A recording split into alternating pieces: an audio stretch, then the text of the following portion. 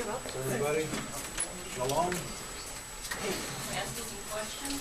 Absolutely. Have a seat, Kinky. We'll do it over here. Hey. Hey. You want to do it over there? Nope. Well, they're all set up. All right.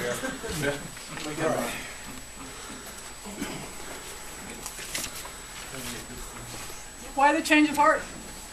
We're going to do it just with people doing this? Yeah, we can. That's fine. I think two, hey, Bob. Hi. How are you? Good.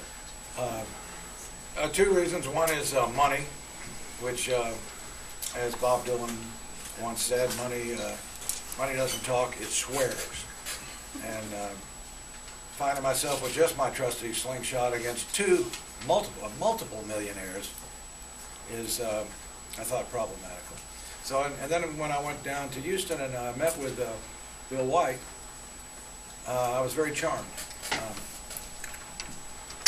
He told me, you know, I'm a kind of loud, flamboyant type, and he's a shy little booger, but I didn't realize that. And he told me he's very shy around people. I thought that was rare for a politician to be shy or to tell somebody that he's shy. And probably he might just have a chance of being, you know, maybe not quite the charismatic campaigner, but a really, really good governor, which would be a nice change of pace.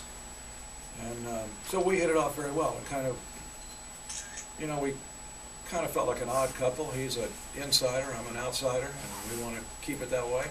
And I think not only can we work together, but I think we will be. Did Mayor White or his campaign ask you to step aside? No.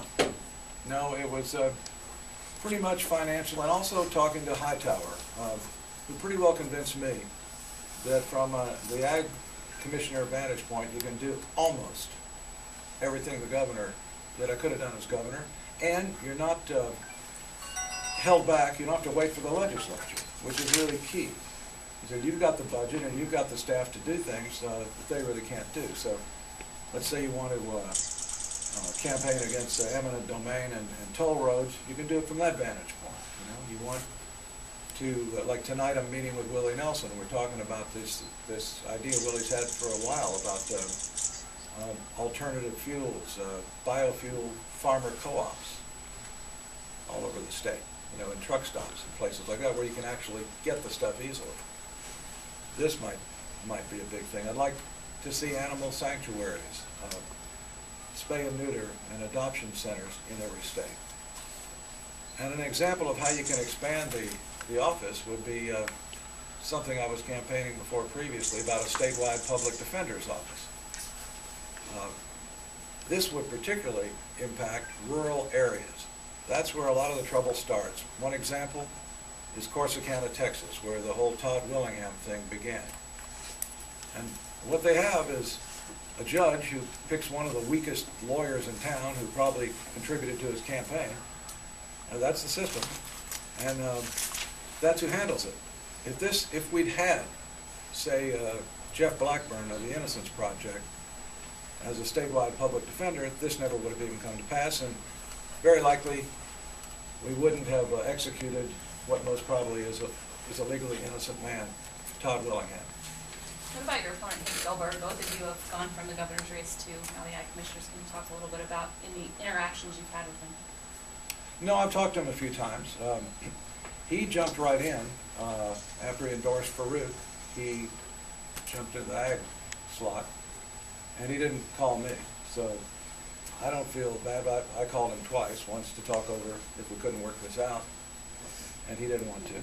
And by the way, Farouk being an old friend of mine, I met with Farouk on the evening of the day I met with Bill White, and tried to talk Farouk into running for lieutenant governor, just as so the ticket would, you know, he wouldn't have to butt heads like that. He definitely doesn't want to do it. And you know, man, Farouk knows what he's doing. He's never failed at anything yet, and he's quite a genius, and also a very good man. I respect him. And I told Farouk if he's going to put $10 million into a race, you know, why not consider putting in another $200 and change your name, you know? And, which he did not find that amusing, but he's definitely not going to run for lieutenant governor. He's in it to win it. That's where it is. So, you know, Farouk has a lot of good qualities. I mean, it's creating jobs, really real jobs for Texans. I think he'd be very good at that. And I look forward to working with him as well. But I'll tell you, Bill, I was not prepared to like Bill as much as I did. I mean, I thought he'd be a politician, and I found instead that it really could be the beginning of a beautiful friendship. I mean, I won't go so far as George W. did when he looked into Putin's eyes and saw his soulmate, but Bill is, he's telling me that he's very reality-based. And I'm probably the opposite of that. I mean, I'm more, as I say, the dreamer who never sleeps, But this, I already said, it's not a formal ticket. We haven't endorsed each other or anything like that. But I really can see us working together well. Plans to endorse at all? Are you talking No, not at this time. And truthfully, it's not about Bill White and Farouk Shami or Kinky Friedman. I mean, it really is about changing the leadership we now have and about making government work for the people for once. That would be a very nice thing. And I've thought about it. I think the Ag Commissioner handles the people, the animals, the land. And I've grown up in the hill country, all my life, 59 years. In the Peace Corps, I was an agricultural extension director in Borneo for 2 years. And then we've run Utopia Animal Rescue Ranch for 12 years, which has now adopted thousands and thousands and thousands of animals and takes in any stray and abused animal. And this is, I've always loved the hill country, and I've loved rural Texas, and I think rural Texas gets the short end of the stick most of the time, politically, in a criminal justice sense, educationally they do, and all those things. I can be an advocate for rural Texas, a champion for them, and they need one now. And I would also say that rural Texas, and by rural I mean Lubbock, Galveston, any place that is left out of the mix by the powers that be. And I believe that these places in rural Texas is what defines Texas, and certainly it's what the children of the world think about when they think of Texas. Can you describe your relationship with Jim Hightower, and did he, convince you to run in this role? Well, Jim says his role of